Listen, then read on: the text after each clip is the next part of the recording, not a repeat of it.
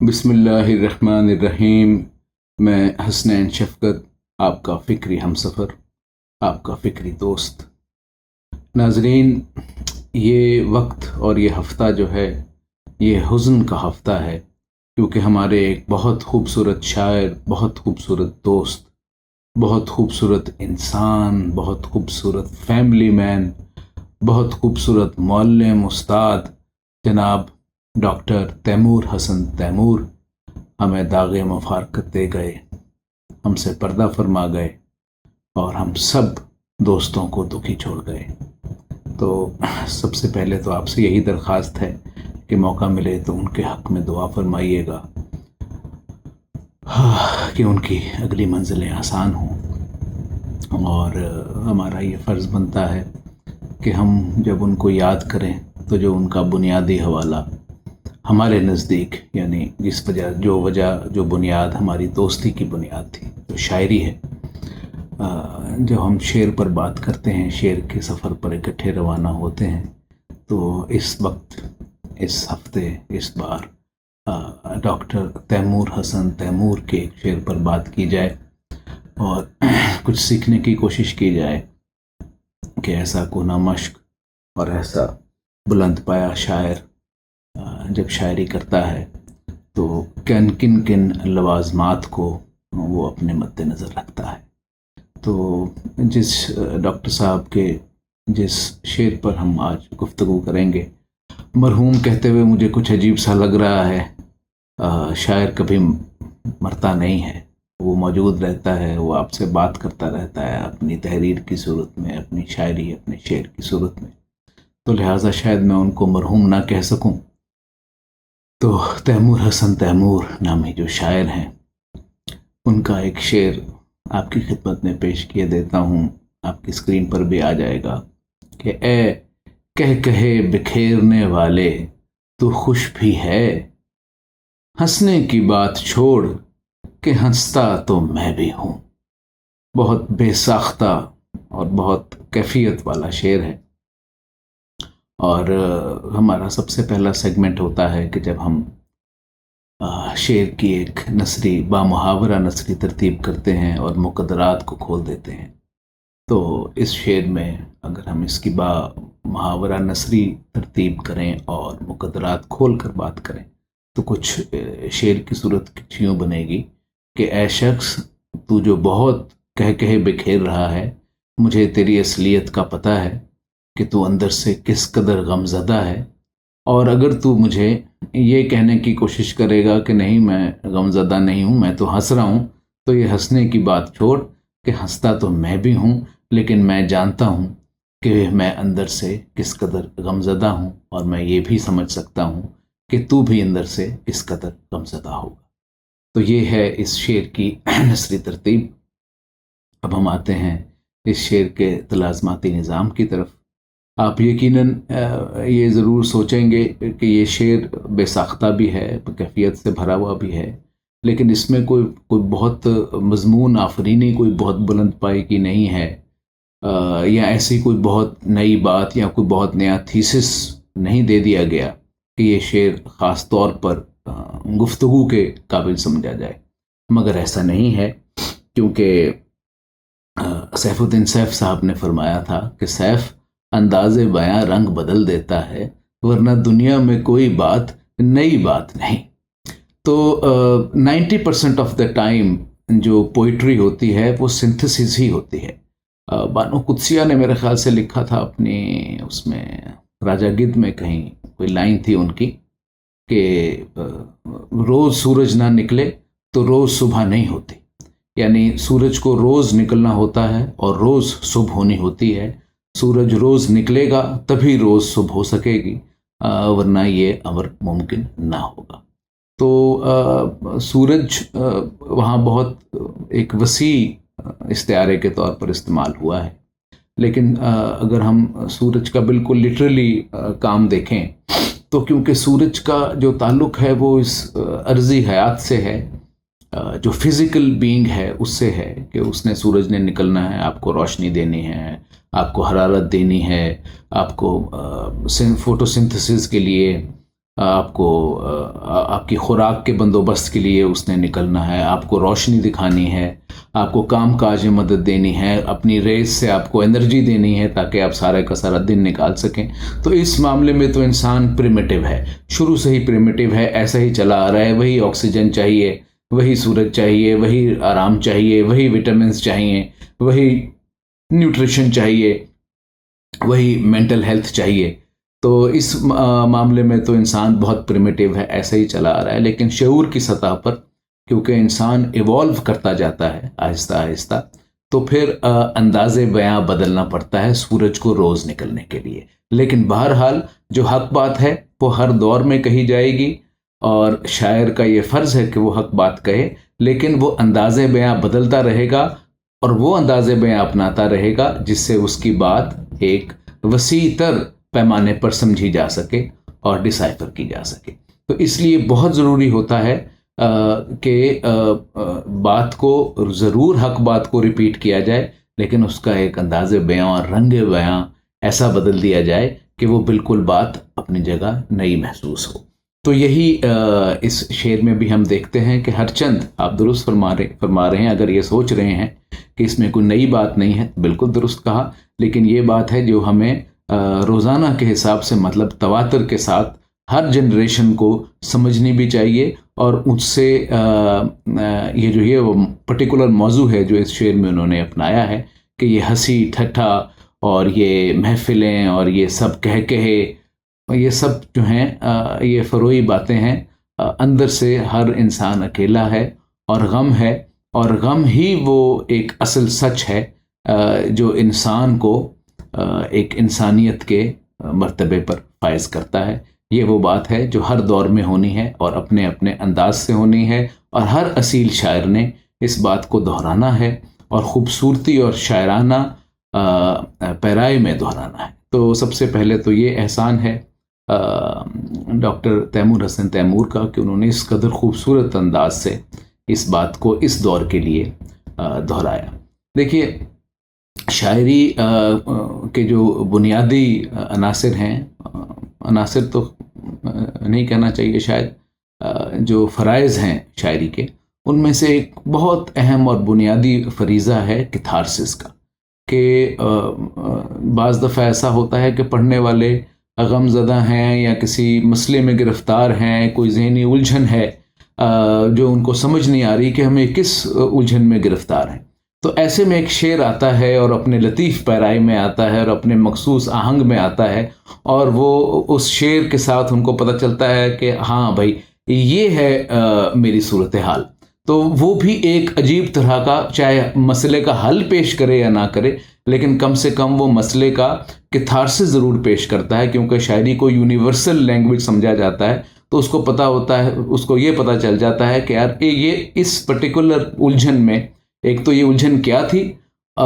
جو میرے ذہن میں تھی وہ میرے سامنے آ گئی، اور دوسری یہ ہے کہ اس الجھن میں اکیلا نہیں ہوں، بلکہ یونیورسل لیول کے اوپر یہ الجھن موجود ہے جو اس شاعر نے ڈسکور کر دی ہے۔ تو اس کو کہتے ہیں کتھارسس۔ اور دوسرا جو بہت اہم کام ہوتا ہے شاعری کا، اور کتھارسس سے ریلیٹڈ ہی ہے وہ، کہ ایک چیز ہوتی ہے جس کو ہم کہتے ہیں ہمدردی۔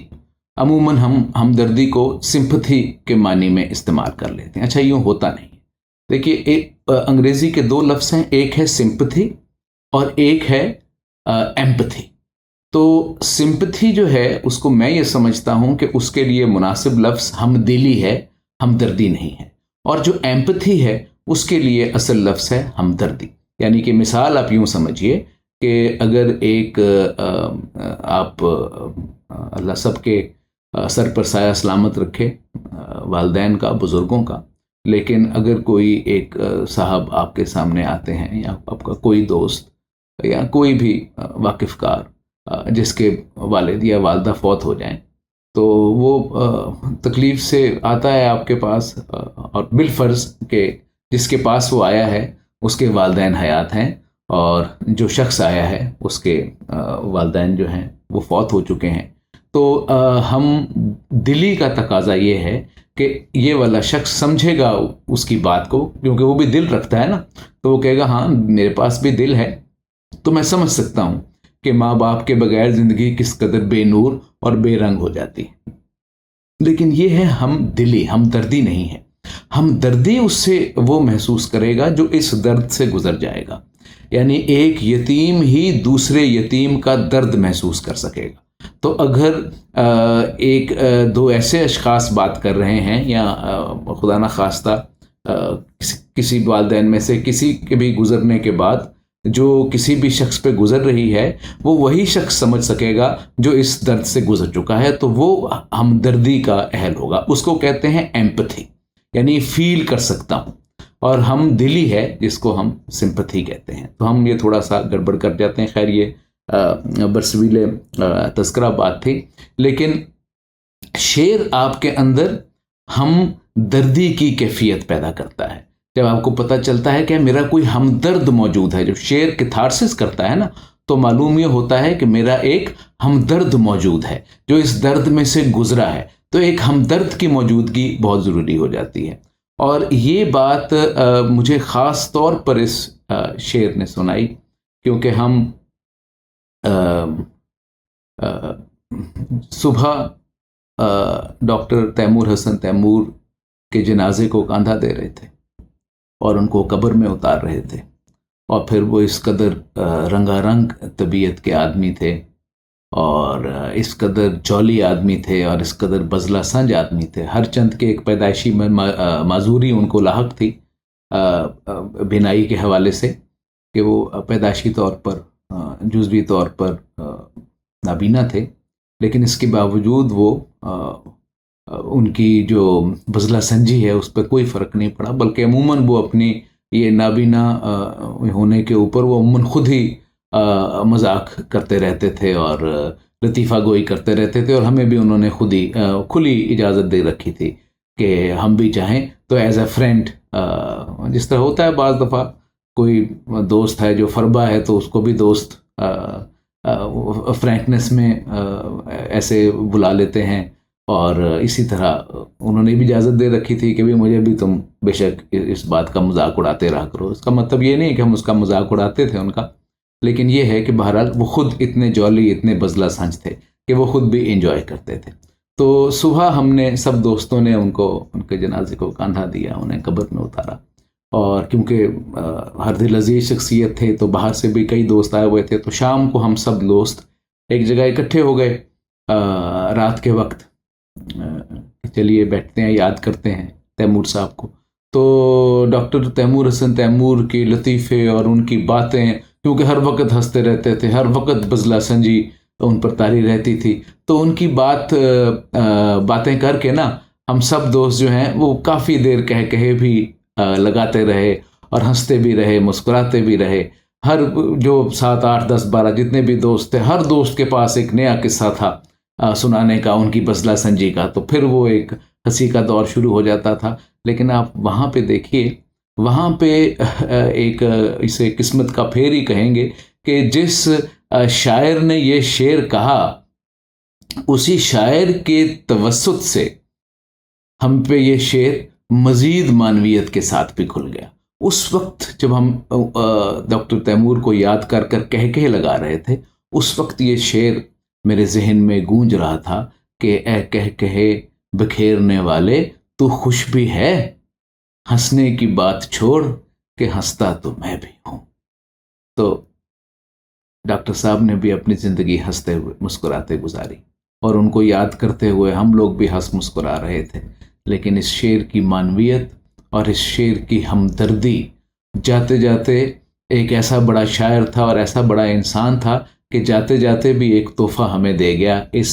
شعر کی صورت میں، اور ہنسنے کی بات چھوڑ کہ ہنستا تو میں بھی ہوں۔ تو وہ بھی آسمانوں پہ یہ سمجھ سکتے ہیں اور یہ جان سکتے ہیں، اور شاید ہنستے ہوئے ہی ہمیں نیچے ہنستے ہوئے دیکھ رہے ہوں کہ ہاں دیکھ لو بہت ٹھٹھے ہیں، بہت محفل جمی ہوئی ہے، میری باتیں ہی یاد کر کے میری ہی وفات کے دن سب ہنس رہے ہیں اور کہہ لگا رہے ہیں، تو ان کو میں حقیقت حال کھول چکا ہوں اپنی زندگی میں ہی، اور یہ ان کو بتا چکا ہوں جو وہ اوپر بھی شاید سوچ رہے ہوں کہ ہنسنے کی بات چھوڑ کہ ہنستا تو میں بھی ہوں۔ تو امید ہے کہ اس شعر میں جس طرح ایک ہمدردی کا پہلو اور ایک کتھارسس کا پہلو ڈاکٹر صاحب نے اپنے سننے والوں کو، اپنے پڑھنے والوں کو دیا ہے، جو سیدھا دل میں اتر جاتا ہے، اسی لیے یہ بہت ضروری ہے کہ اس شعر کے اوپر گفتگو ضرور کی جائے۔ تو امید ہے کہ اس کے تلازماتی نظام میں آپ کو ہمدردی کا اور ہمدلی کا فرق واضح ہو گیا ہوگا، جو اس شعر کا ایک خاصہ ہے۔ اچھا، دوسرا ہمارا اگلا سیگمنٹ، تیسرا سیگمنٹ لفظی بندوبست کا ہوتا ہے، اور اس میں آپ یہ دیکھیے کہ اے کہہ کہے بکھیرنے والے تو خوش بھی ہے۔ اچھا، سب سے پہلے میں جب شروع میں یہ شعر سنا تھا تو میں نے سوچا کہ بھائی یہ خیر مرضی ہے شاعر کی، وہ جو مرضی استعمال کرے، لیکن تو خوش بھی ہے کہہ کے شاید انہوں نے کوئی بہت واضح اشارہ دے دیا ہے غم کی طرف، یہ بتا دیا ہے کہ بھئی تم خوش نہیں ہو، تو وہ کچھ کہہ سکتے تھے تو اپنی بتا، اپنی کہہ، جس طرح بھی بیچ میں وزن پورا کر سکتے تھے یہ کہہ کے کہ تو اپنا بتا کہہ کے بکھیرنے والے، ہنسنے کی بات چھوڑ، ہنستا تو میں بھی ہوں۔ تو مجھے شروع میں لگا کہ یار یہ کوئی ہلکی بات کر گئے، لیکن اس کے بعد جو پھر اب اس شعر پر سوچنا شروع کیا تو پتہ چلا کہ اس پردے میں وہ بہت گہری بات کر گئے۔ اے کہہ کہے بکھیرنے والے تو خوش بھی ہے۔ اب آپ اس میں یہ دیکھیے کہ کہنا وہ یہ چاہ رہے ہیں، اب وہاں پہ استعمال کر رہے ہیں اب کہہ کے لگانا اور خوش رہنا، بظاہر نظر آتا ہے کہ یہ اس میں یہ مترادفات ہیں، اس میں تضاد نہیں ہے، لیکن اصل میں انہوں نے اس شعر میں صنعت تضاد استعمال کی ہے، یہ کہہ کے کہ تو خوش بھی ہے، کہ پردے میں انہوں نے یہ کہا ہے کہ تو غم زدہ ہے، تو رنج گزیدہ ہے۔ اگر وہ غم زدہ یا رنج گزیدہ کا لفظ استعمال کرتے تو صنعت تضاد تو بہت خوبصورت استعمال ہو جاتی، لیکن کلام میں فصاحت پیدا نہ ہوتی، اور فصاحت شاعری کے لیے بقول ڈاکٹر خورشید رضوی سب سے ضروری امر ہے۔ تو انہوں نے اس شعر اس مصرے میں فصاحت کمال سے پیدا کی ہے، تو خوش بھی ہے کا لفظ استعمال کر کے، کہ ایک تو بہت زیادہ مقدر نہیں ڈالا اس شعر میں، اور خام خواہ کی صنعت استعمال کرنے کی کوشش بھی نہیں کی، بلکہ انتہائی خوبصورتی سے تو خوش بھی ہے کا آگے سوالیہ نشان لگا کر استعمال کیا ہے، کہہ کے لگانے کی بظاہر استعمال کیا ہے کہہ کے لگانے کے مترادف کے طور پر، لیکن اپنی روح میں صنعت تضاد کا استعمال کیا ہے، اور یہاں پہ انہوں نے اصل بات کو مقدرات کے پردے میں لپیٹ کر اصل بات کو چھپا بھی دیا ہے، اور بہت اچھے طریقے سے واضح بھی کر دیا ہے، تاکہ اگلا جو مصرع ہے وہ بھی واضح ہو جائے قاری کے اوپر، کہ ہنسنے کی بات چھوڑ، کہ ہنستا تو میں بھی ہوں۔ اور وہاں بھی انہوں نے یہ مقدر کھولنے کی اتنی خاص ضرورت نہیں ہے، کیونکہ یقیناً جو تھوڑا بھی شغف رکھتے ہیں شاعری سے ان کے لیے کوئی اتنے ہڈن میننگز نہیں ہوں گے اس کے بیچ میں، کہ ہنستا تو میں بھی ہوں، اس سے کہنے سے مراد یہی ہے کہ میں بھی غمزدہ ہوں، اسی تضاد کے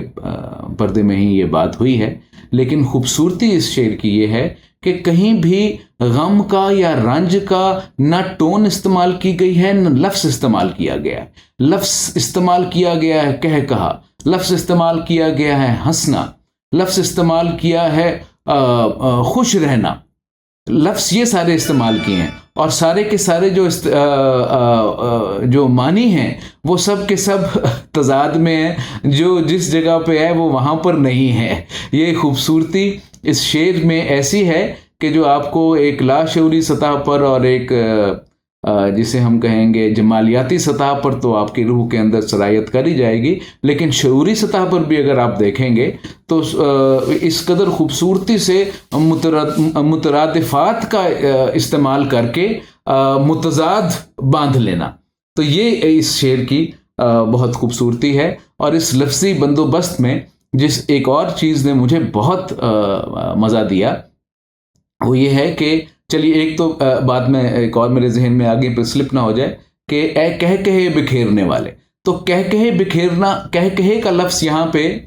کیوں استعمال کیا گیا ہے معنوی لحاظ سے، کہ کہہ کہے کا مطلب ہے زور زور سے ہنسنا، یعنی جتنا تو زور زور سے ہنس رہا ہے نا، مجھے پتا ہے اتنا ہی تو اپنے اندر سے زیادہ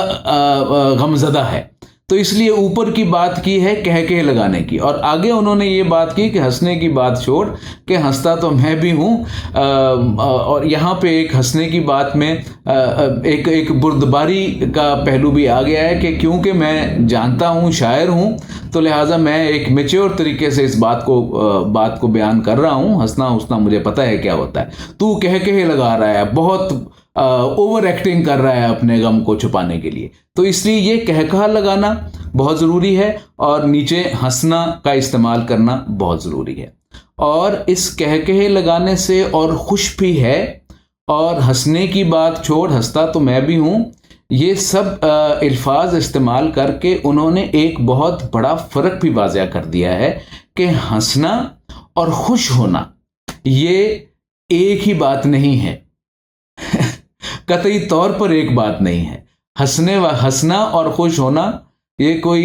کوئی ڈائریکٹ ان کا تلازمہ بنتا نہیں ہے، یہ بھی انہوں نے بہت صراحت سے واضح کر دیا، جیسے ہم پر واضح ہوا تھا کہ ہم اس قدر دکھ بھرے دل میں ان کی باتیں یاد کر کے ہنس رہے تھے اور شاید کہہ بھی لگا رہے تھے، تو وہ اوپر وہ بھی یقیناً مسکرا رہے ہوں گے، ہنس نہیں رہے ہوں گے کہ کہہ لگانے والے مجھے پتہ ہے تو کتنا خوش ہے۔ تو یہ بہت خوبصورت طریقے سے انہوں نے خوش ہونے میں اور مسکرانے میں یا ہنسنے میں یا خوش نظر آنے میں جو فرق ہے اس کو انہوں نے یہاں واضح کیا ہے۔ اور تیسرا پہلو جس نے مجھے خاص طور پر زبان و بیان کے حوالے سے بہت لطف دیا وہ یہ ہے کہ ہنسنے کی بات چھوڑ۔ ابھی جو ہنسنے کی بات ہے، یعنی جو لطیفہ ہوتا ہے نا، لطیفہ اسے کہتے ہیں ہنسنے والی بات ہے، ہنسنے کی بات۔ میں تمہیں ایک ہنسنے کی بات سناؤں، یعنی لطیفہ سناؤں، تو یہاں پہ یہ ہنسنے کی بات لطیفے کے معنی میں بھی استعمال ہو کر ایک عجیب ہی طرح کا لطف کلام پیدا کر رہی ہے،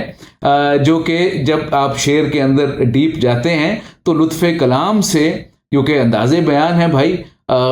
خیال اپنی جگہ پہ اور فن اپنی جگہ پہ ہے، تو جب فن کا جمالیاتی اظہار ہوتا ہے تو اس کی تو رونقیں ہی الگ ہوتی ہے نا۔ تو یہاں پہ ہنسنے کی بات کو اگر لطیفے کے پیرائے میں استعمال کیا جائے تو شعر میں ایک عجب طرح کی گہرائی اور معنی افرینی پیدا ہوتی ہے، جس سے حظ اٹھانا بھی بہت ضروری ہے۔ میں نے تو بہت حظ اٹھایا۔ اور اب ہم چلتے ہیں اس شعر کے صوتی ماحول کی طرف،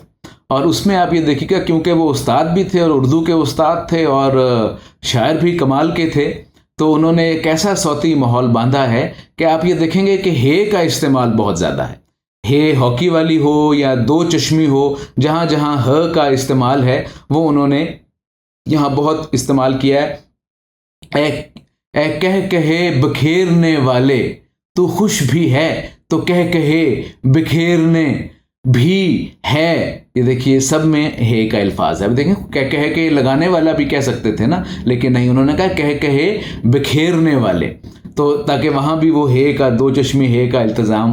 برقرار رہے۔ اور ہنسنے کی بات چھوڑ کہ ہنستا تو میں بھی ہوں، اور ہنسنے کی بات چھوڑ پھر دو چشمی ہے، ہنستا تو میں بھی ہوں۔ یہ دیکھیے کیسے ہے کے استعمال سے انہوں نے ایک بالکل اس شعر کو ایک ایسا صوتی آہنگ بخشا ہے جو کہ اس کے فلو کو متاثر بالکل نہیں ہونے دیتا۔ تو یہ وہ صنعتیں ہوتی ہیں جو آپ سوچ کے استعمال کریں تو شعر میں ایسی اثر آفرینی پیدا نہیں ہوتی جیسی اس شعر میں ہے، لیکن یہ انیٹلی اندرونی طور پر یہ نغمگی شاعر کے اندر اور اصیل شاعر کے اندر ہمیشہ موجود رہتی ہے۔ تو یہ آپ دیکھیں گے کہ صوتی ماحول کس قدر خوبصورت طریقے سے ڈاکٹر تیمور حسن تیمور نے باندھا ہے۔ اور آخری بات صوتی ماحول کے حوالے سے اور اس ویڈیو کے حوالے سے بھی میں یہ کرنا چاہوں گا کہ پھر آپ یہاں یہ دیکھیے کہ سب کے سب لیٹے یا کلوزڈ ورڈز ہیں۔ اے کہے بکھیرنے والے، تو خوش بھی ہے، تو یہ بتا نہیں تو خوش بھی ہے، ہنسنے کی بات چھوڑ کہ ہنستا تو میں بھی ہوں۔ اچھا اب اس میں بات میں آپ یہ بات کر سکتے ہیں، لیکن کیونکہ آگے تے میں اس نے اس کو جو ورڈ ہے وہ کلوز ہو رہا ہے تے پہ، یعنی جزم پہ کلوز ہو رہا ہے، تو پھر اس کا مطلب ہے کہ جو بات کے لیے بہت ایک بے الف با کو انہوں نے اوپن نہیں چھوڑا، کلوز کر دیا ہے، تو وہ ایک کھڑا ہوا لفظ آپ کو نظر نہیں آئے گا. اور ہنسنے کی بات میں جو ایک ڈوئل معنی اور انہوں نے زبان لطف کلام پیدا کیا ہے، اس کی بات ہم اوپر پہلے کر بھی چکے ہیں. تو ہنسنے کی بات چھوڑ کہ ہنستا تو میں بھی ہوں، تو یہاں صرف ہنستا ایک انہوں نے اوپن چھوڑا ہے اور جو کھڑا لفظ بن گیا. تو یہاں اس پورے صوتی ماحول کے تناظر میں پھر شعر ریپیٹ کیے دیتا ہوں. اے کہہ کہے بکھیرنے والے تو خوش بھی ہے، ہنسنے کی بات چھوڑ کہ ہنستا تو میں بھی ہوں. تو ایک بڑا فروئی سا لفظ نظر آتا ہے، ہنستا آؤٹ آف پلیس سا لفظ نظر آتا ہے. ایک جسے کہتے ہیں نا سلینگ لینگویج میں اوور ہو رہا ہے، تو اوور سا لفظ نظر آتا ہے اس کے بیچ میں لیکن یہ دیکھیے کہ یہ ہنستا کا جو ایک فروئی پن اور ایک ہالو لاؤڈنس آپ کو نظر آتی ہے، وہی مانوی لحاظ سے بھی ہنسنے میں وہی ہالو لاؤڈنس ہے، صوت میں بھی وہی ہالو لاؤڈنس ہے، اور فکری حوالے سے بھی وہی ہالو لاؤڈنس ہے. یعنی نہ سبسٹنس ہنستا تو میں بھی ہوں میں کے اوپر یہ کہ ہنستا کے سبسٹنس کے اوپر یہ اس شعر کی عمارت کھڑی ہے، اور نہ ہی فکری حوالے سے ہنسنے کے اوپر یہ عمارت کھڑی ہے، بلکہ اس کے اپوزٹ کے اوپر ہے. تو کس قدر خوبصورتی سے انہوں نے صوتی آہنگ کو فکری آہنگ سے ملایا ہے، اور صرف ایک لفظ ہنستا کھڑا رکھا ہے تاکہ اس کا فروئی پن اور اس کی لاؤڈنس اور اس کی بلا وجہ کی جو ایک اہمیت ہے اس کو سامنے لایا جا سکے اور اس کو لاؤڈ طریقے سے بیان بھی کیا جا سکے. یہ سارے وہ التزام ہوتے ہیں جو اصیل اور ریاضت والے جو شاعر ہوتے ہیں ان کے ذہن میں اور ان کے دماغ میں ہر وقت موجود ہوتے ہیں، اپنی ریاضت کی وجہ سے اور اپنی محنت کی وجہ سے اور اپنی فکری اپج کی وجہ سے. امید ہے ڈاکٹر تیمور حسن تیمور کے اس شعر کو آپ نے انجوائے کیا ہوگا، تقریباً اسی لیول پر جس لیول پر میں نے اس کو انجوائے کیا. اگر ایسا نہیں بھی ہے شعوری سطح پر میں اپنا نقطہ پہنچانے میں ناکام رہا ہوں، تو پھر بھی اس شعر کی کیفیت اور جو اس شعر کے اندر جو لاشعوری طور پر اثر اندازی کی قوت ہے وہ تو یقیناً آپ پر کھل ہی گئی ہوگی. اس دعا کے ساتھ کہ ڈاکٹر تیمور حسن تیمور، اللہ تعالیٰ ان کے درجات بلند فرمائے، ان کی اگلی منزلیں آسان فرمائے، ان کے اہل خانہ کو اور ہم سمیت ان کے دوستوں کو، احباب کو، رشتہ داروں کی صبر کی توفیق عطا فرمائے. آمین ثم آمین. اللہ حافظ.